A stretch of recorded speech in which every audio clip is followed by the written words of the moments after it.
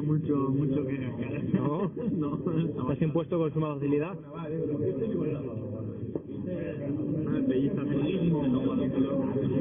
¿Qué te ha pasado? Que por ahí dicen que no vales un euro. Que por ahí dicen que no vales un euro. Si no algún euro, ya verás, yo voy a revalorizar como acciones, chaval. Eso te lo digo. Que se emociona. Cualquier cosa, cualquier roda que pasa, ya se va a estar de ella. No te tienes que mover en absoluto para estar tío. Ya no sabía, ya tenía tiempo sacado hasta de arriba, al final no tenía que decir feliz Navidad. Sí, no, al final no podía más el chico. Diego, ¿qué tal has arrastrado el carrito de polos hoy? No, el que llevaba el carrito de polos. ¿Ha ido bien? Sí, está bien, está buena.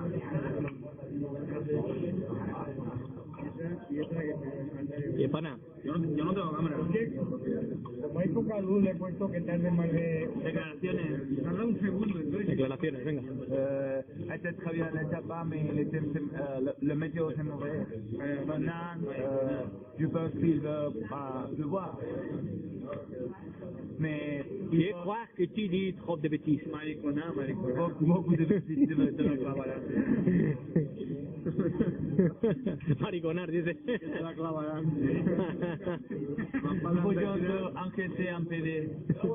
¿En PD? Aunque sea en PD. Es que se le cuasa. Viene Juan.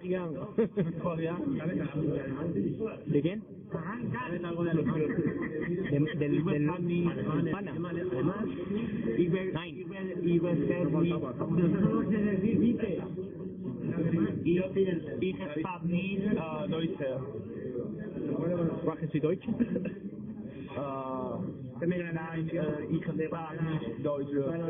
Ich spreche Englisch und Говорите по-русски. Deutsche, das ist Deutsche sehr schwierig. No, foto, cabrón, ¿qué has hecho?